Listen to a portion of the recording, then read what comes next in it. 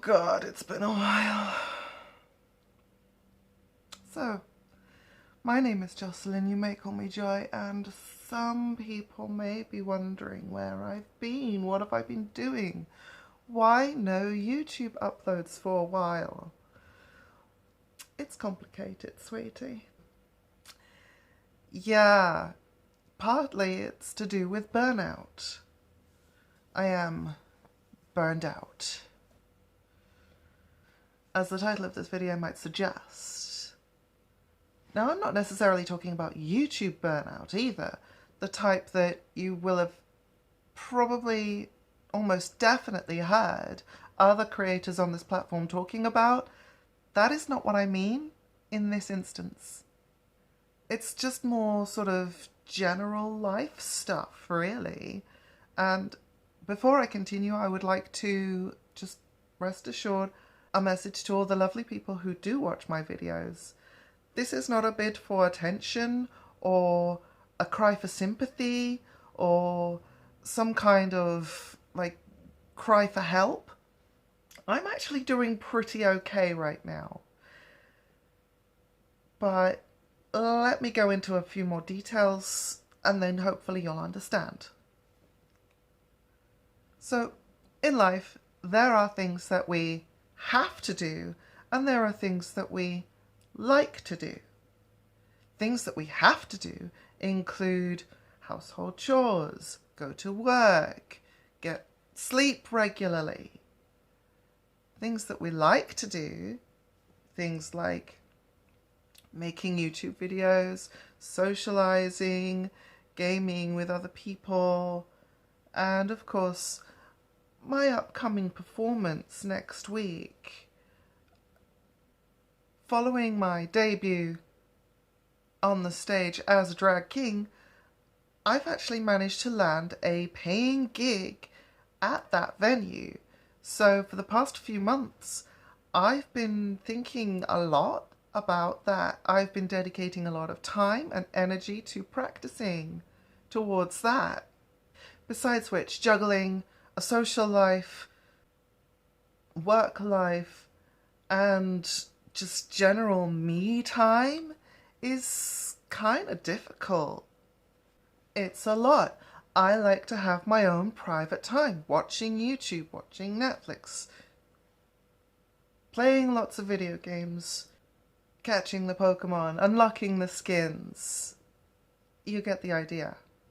Only the trouble is, the longer it's been since I've been away from making videos, the harder it's been to sort of jump back in, especially considering the topic that I wanted to cover so thoroughly. It's just too much. It's just all too much. The burnout from just that prospect alone, the fact that it would take such a big effort and toll on my mental health, given everything else that I'm doing as well, something had to give, and that thing was YouTube videos. The topic in question, of course, being transphobia in society, events that have happened this summer, just became more and more daunting the more things that happened, the more shitty things that have happened against trans people. And it all just got a bit much, so I had to just leave it for a while. First it was June, then it was the entire summer, and things haven't really picked up since that summer ended. Not that it's been that long. It's just this compounding of events, people, bigotry, things that have been said, things that have been done. Just, it's a lot. It's a hell of a lot.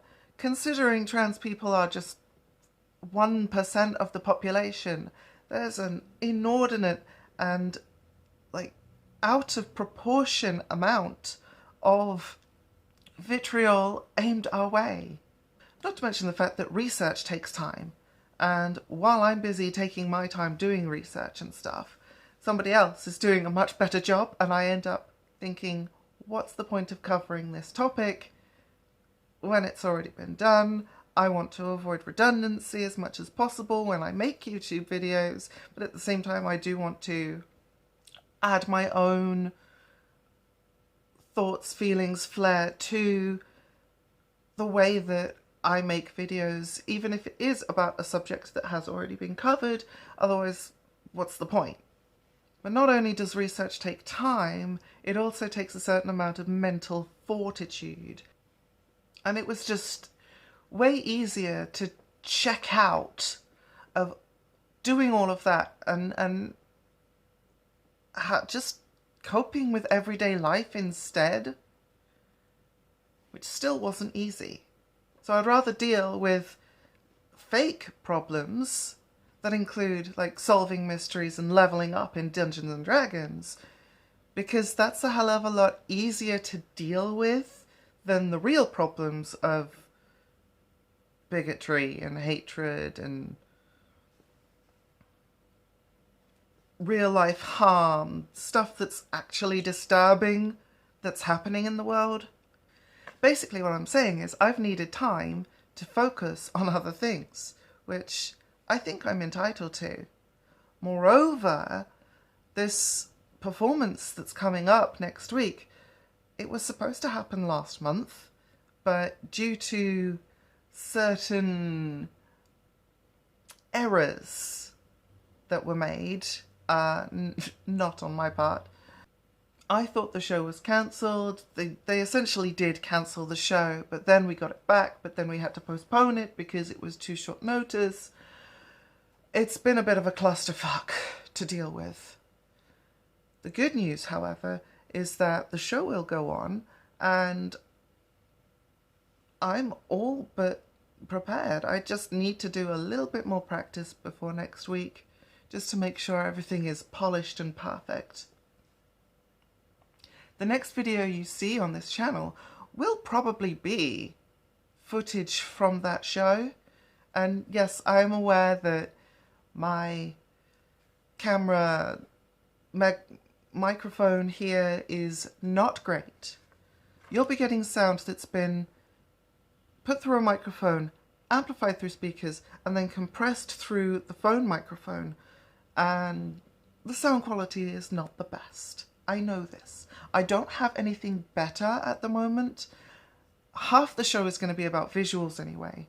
So please just bear that in mind when you watch it. It's really more about the vibe than the polish and the perfection. By the way, if you want that, just come see the show. Of course, that only applies to people who live locally, but still. Let's get into a brief rundown of all the transphobic events that have happened this summer. A transphobia timeline, if you will. The 1st of June, the beginning of Pride Month. Clearly, it was not just a coincidence that most of the transphobia that I was going to talk about happened at this time. Reactionary fascists and transphobes really love to just try and twist the knife in when it comes to timing. It's almost like comedy. Matt Walsh released his documentary called What is a Woman? I have previously engaged with this question twice in good faith, but only once directly referencing him. There are some very, very good videos out there that actually do answer very thoroughly, in a very nuanced way, with this particular documentary. Jessie Gender and Savvy Writes Books not only helped to understand and answer the question, even though it's a very difficult question to answer fully in a deep, nuanced way, it's still not very helpful for combating transphobes who believe that what they're doing is correct. They have come to their conclusion before they've even heard all the evidence. They have not asked the question in good faith, Matt Walsh is especially guilty of this, as in the same vein of GB News, whenever they were just merely asking questions about the pandemic and the virus, like, this was clearly just a vehicle for propaganda. Mid-June, a former co-worker of mine who I was still working with at the time actually wrote emails to our local MP, a Conservative politician by the name of Rebecca Powell. In the emails, she says the following. Dear Rebecca Powell MP, I am writing to ask you to attend the Westminster Hall petition debate on Monday the 13th of June at 4:30 p.m. on ensuring trans people are fully protected under a conversion therapy ban. Conversion practices seek to change, cure, or suppress a person's sexual orientation and or gender identity. In the Queen's speech, the UK government abandoned its commitment, first made in 2018, to ban conversion practices for all LGBTQ+ people, leaving trans and non-binary people at risk of abuse and lifelong harm. Trans people are more likely to be victims of conversion practices in the UK than cisgender lesbians, gay men, or bi people. The government's National LGBT Survey 2018 found that 7% of all respondents had been subjected to or offered conversion therapy, while 13% of trans respondents had been subjected to or offered it. Over 145,000 people have now signed the petition to ensure that trans people are fully protected under any conversion therapy ban. The law today does not protect your constituents from this harmful practice. There is no excuse for abuse, and no LGBTQ+ person should be left at risk of these abhorrent practices. The Ban Conversion Therapy Coalition has provided a briefing with information on why trans people must be included in the ban on conversion therapy. Whatever your position on banning conversion therapy, I ask for you to attend the debate to hear the evidence and to put your questions to the Minister so that effective legislation can be drafted. I welcome the opportunity to discuss this further with you and look forward to hearing from you soon. The reply. Well, thank you for contacting me about the Westminster Hall debate on 13th of June. While I was unfortunately unable to attend the debate owing to prior commitments, I take this issue very seriously, and I know that my colleagues in the Equalities Office remain committed to tackling conversion therapy in the UK. I am absolutely clear that this practice has no place in civilized society. Being lesbian, gay, or bisexual is not an illness to be treated or cured. Immediately, that first paragraph has set up a few red flags for me. First of all, she didn't attend, and prior engagements, blah, blah, blah. Like, hand-waving away people's rights here. This is not someone who I want to be in charge of my constituency. It's someone who I voted against in the last election. In the last local election, anyway. But also, she doesn't immediately tackle the question of transgender people. She does get round to it later in the email, but quite frankly, I don't see that there should be a distinction when it comes to all rights of all LGBTQ+ people. But let's continue. I am encouraged that this view is shared by the head of the NHS, the Royal College of Psychiatrists, the UK Council for Psychotherapy, the British Association for Counselling and Psychotherapy, and the British Medical Association. Each of these bodies have concluded that such therapy is unethical and potentially harmful. Okay, fine. You agree. Do something about it. The Government Equalities Office commissioned a large-scale LGBT survey in 2017. Sadly, 2% of respondents to the National LGBT Survey said they had undergone conversion therapy in an attempt to cure them of being LGBT. Notice the difference in statistics here. Rebecca Powell's 2% statistic of the respondents is people who had undergone it. My former co-worker, who I shall keep nameless for the sake of her anonymity, brought up much more troubling statistics when it came to people who had undergone or had been offered it. And when I say offered, we all know that that's under duress. People don't voluntarily change parts of who they are without some serious external motivation. Unfortunately, in this survey, what conversion therapy entailed was not defined, nor were the respondents asked whether or not the conversion therapy referred to in their answer was offered in the UK. I think we can safely say that at least some of it would have been, and okay, it's your fault for, as in the government's fault, for putting together a questionnaire that lacked that particular nuance in its questions. That doesn't mean that the practice should be allowed here, and it still does mean that the practice should be banned here.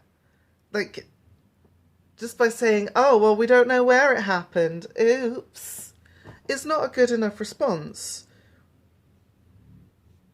for people who have these genuine concerns about the well-being of themselves and other people like them.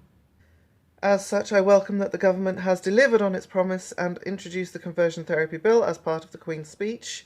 I understand that the bill will strengthen existing criminal law by ensuring that violent conversion therapy is recognised as a potential aggravating factor upon sentencing, as well as making sure those found guilty of conversion therapy offences have any profit obtained from those crimes removed. Further, it will protect freedom of speech, ensuring parents, clinicians and teachers can continue to have conversations with people seeking support. What the hell does that mean? Because people can be coerced into thinking that conversion therapy is the right thing to do, and there are plenty of people who will argue that freedom of speech is going to cover when they want to say things like, you should go to conversion therapy, you should not be gay, trans, bi, lesbian anymore. I have been assured that the legislation will not impact the existing professional frameworks that guide clinicians' ability to support people. As such, robust, exploratory and challenging conversations which are part of regulated care do not fall within the scope of the ban. Again, hand-waving the exact concern I just mentioned. Alongside this, I have been assured that the government is carrying out separate work on the issue of transgender conversion therapy. This is to ensure that any legislative measures brought forward will not have any unintended consequences. I understand that this is a legally complex area, and the government have a responsibility that any of these unintended consequences are not written into legislation, particularly in the case of under 18s. As such, ministers will be carrying out separate work to consider the issue of transgender conversion therapy further. I don't know why it has to be a separate issue. You just put in place a ban against conversion therapy that seek to change, to reform, to however you want to put it, insert verb here, on the basis of sexuality orientation and or gender identity. It ain't that hard, sis. But I think the point here is that by separating trans people away from, like, LGB people is, firstly, to create a divide, to create a wedge in between our two communities, which is somewhat really impossible because lots of trans people are also gay or lesbian or bi or poly or, ace or, whatever. But also it's just so that they can say, oh, well, we're working on it. You're not working on shit. You're not doing anything.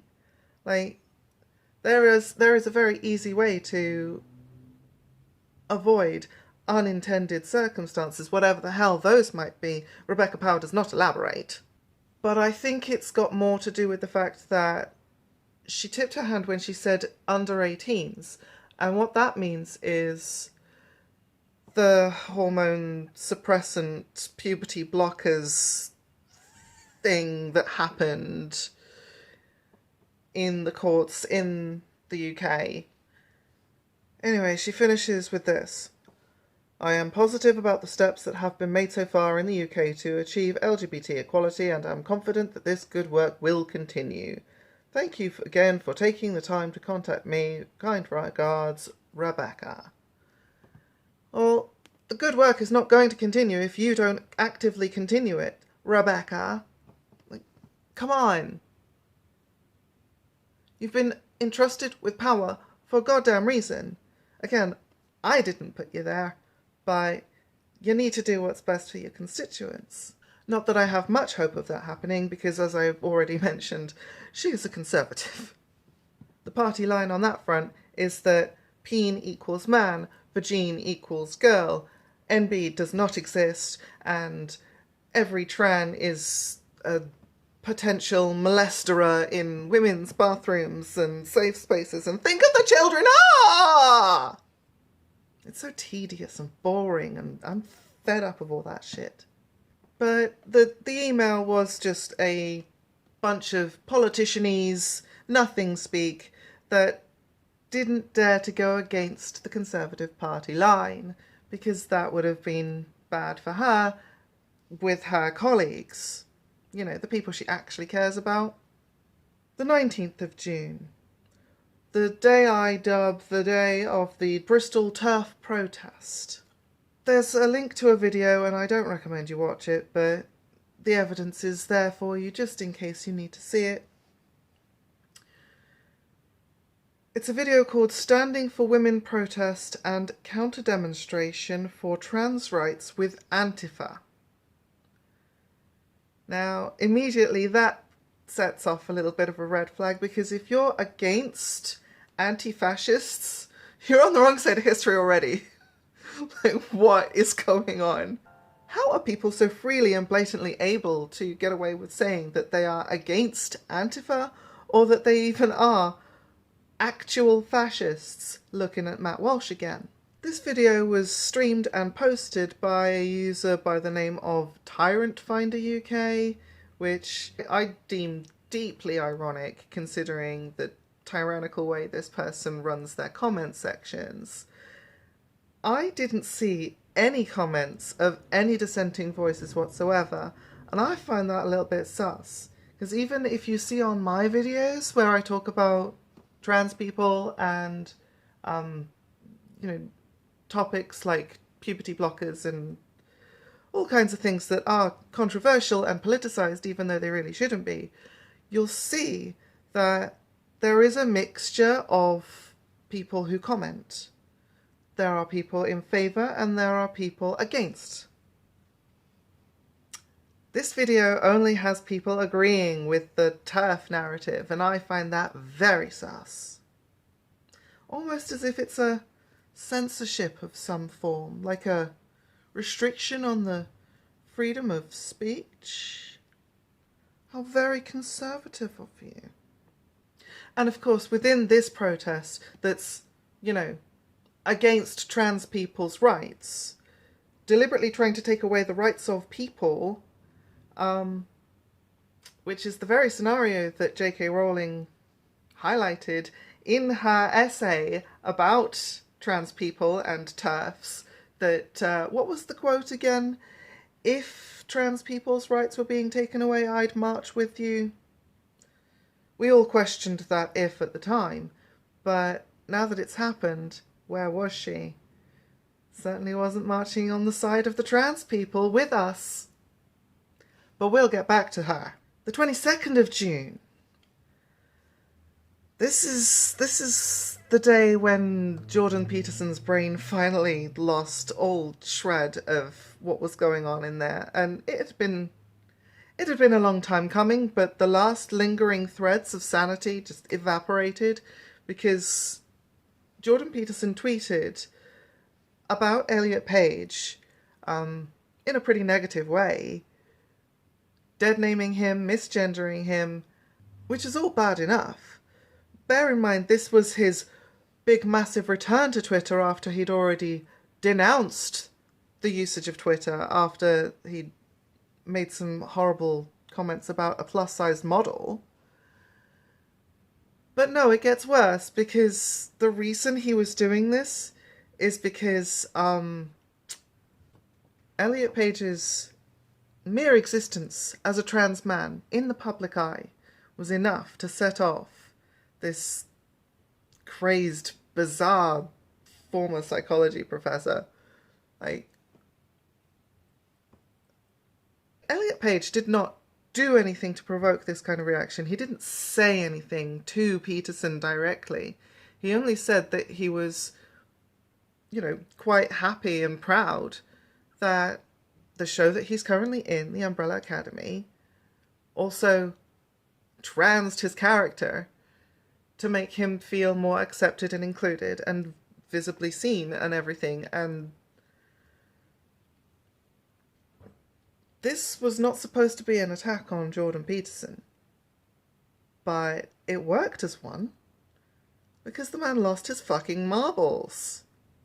Again, it was already in the process of happening. This culminated in his unhinged rant on the Daily Wire, as well as his suspension from Twitter. To be clear, this had nothing to do with censorious left wokeists. This was Jordan Peterson inserting his opinion where it wasn't particularly asked for, definitely wasn't wanted, and all of the veneer of, freedom of speech is completely gone. This isn't a freedom of speech issue. Not anymore. This was just transphobia. Just plain and simple transphobia. Doesn't like the fact that there is a trans person in public who exists. Saying negative things about another person comes with consequences, like getting suspended from Twitter. Twitter is not, and nor has it ever pretended to be, a completely 100% free speech platform. Thing is, no platform is 100% free speech. Not even the ones that pretend that they are, like Truth Social or the one that Mike Lindell fucking set up. I don't remember its name right now. Just, you can say what you want, as long as it agrees with the majority opinion on that. Write something quite innocuous but also opinionated, like socialism rocks, and then you get the boot. So the summer went by, and we thought, well, I thought that was it. That was enough. 1 month of transphobia nonsense. I'm also dealing with my own stuff right now. I'm also thinking to myself, what is the best way to approach all of these separate issues? And then it happens. The 30th of August, J.K. Rowling's brand new abomination of trees comes out. The new book called The Ink Black Heart, which is totally not a self-insert, you guys. I promise it's not.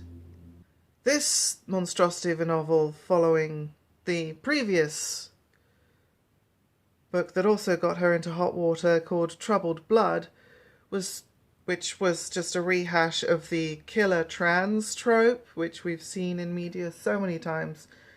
It is shocking that someone so accomplished as her didn't even bother to change up the formula a little bit.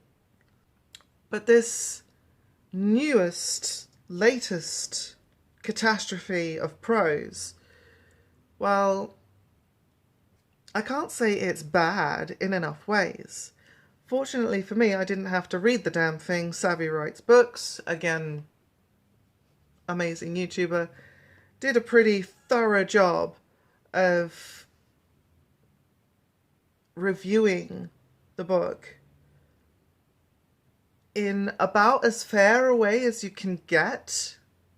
What I find so silly and so humorous is that there is way too much in this book for it to not be a coincidence that it's just, oh, this is just an idea that got plucked out of the ether of Joanne's head and totally not a self-insert, you guys. I promise it's totally not. It really, really is not.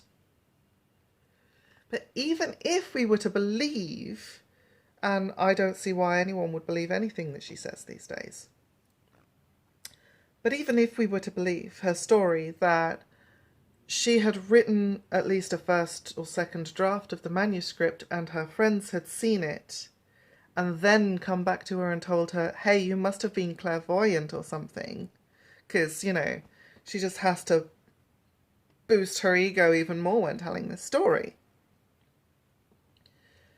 The character that seems to be the self-insert, this victim of harassment from online mean tweets, which is about 50% of the book. It's just written in tweet format, which is horrible. From a layout perspective, it's lazy. From a writing perspective, it sucks so hard. It sucks so hard. But what it means is that this character that's totally not a representation of her own victimhood for merely speaking the truth about sex being real, is that, yes, this character does die. This character is the victim. This character is under scrutiny for things that people have perceived as wrong. Whether or not she did write it about herself, that's what she's thinking about at the time. Those mean tweets that she's probably just copy and pasted are living in her head rent free. Now, she's the biggest cry bully bitch on the internet, but sometimes you gotta take the W when you can. And for the trans community at least, we're inside her head, living there rent free. What she chooses to do with that is, of course, abominable and horrific, and we wish she wouldn't do that. And of course, people who go too far with it, sending death threats, are only fueling the problem more. But it's got to the point where she doesn't engage with good faith, honest discussions, honest criticisms. She doesn't engage with any criticisms of herself anymore, whether it be about her shitty prose or her trashy transphobic views. This summer has also seen the ongoing debate about trans equality and inclusion in women's sports, because we need more of that right now. Because this is a problem that just doesn't exist, but conservatives like to believe that it does. Like, okay, some trans women have won a few events. Quite a few trans women have not won other events that they've participated in. Sometimes in sporting events, from what I understand, there are some people who come first, and there are some people who come second, and then there are some people who do not come those things. And that's just the nature of sports. But again, the problem is not just that the discussion is being had, even if it is being had in bad faith, as a way to mask transphobia just by saying, oh, the fairness, which is nothing to do with sports. Sports and athletics have very little to do with fairness. Finding out who is the best is what the whole point is. But beyond that, this debate continues to affect legislation.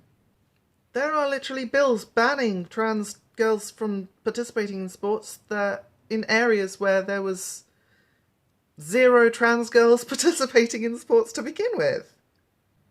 And finally, on the timeline of transphobia, on the 6th of September, Liz Truss became the Prime Minister of my fair country, Turf Island. Now, I don't know that Liz Truss is in fact a transphobe, but her party certainly is, and she has been sympathetic to their views in the past. Back in May of 2020, I made a video about this. Go look it up. The only good part about that news is that her premiership is historically the shortest lived of any prime minister in this country. She didn't outlast the lettuce, and unfortunately another unelected Conservative is now in power. Oh, wow. That doesn't feel like a win, does it? So as you can see, as all of these things were happening and compounding, I was trying so hard to find a way to talk about them in as much depth and nuance as they deserved. Given everything else that's happened in my life, it's not possible. The only way I've been able to talk about it is in a short rundown like this. And when I say short, I've been filming for 36 minutes. This will require a lot of editing. But I think that's enough for now. My next video that I will release is probably going to be of my upcoming performance that is happening on the day I'm filming this, 3 days' time. I'm excited, I'm nervous, I'm terrified, I'm going to absolutely love it, so don't worry too much. One more rehearsal day tomorrow, and then, yeah. Then the big thing. So, I don't know how I'm going to find the time to do all the proper research for all the upcoming topics that I want to talk about as well, but who knows. But until next time, I'll see you soon. Trans and non-binary is valid. God damn it.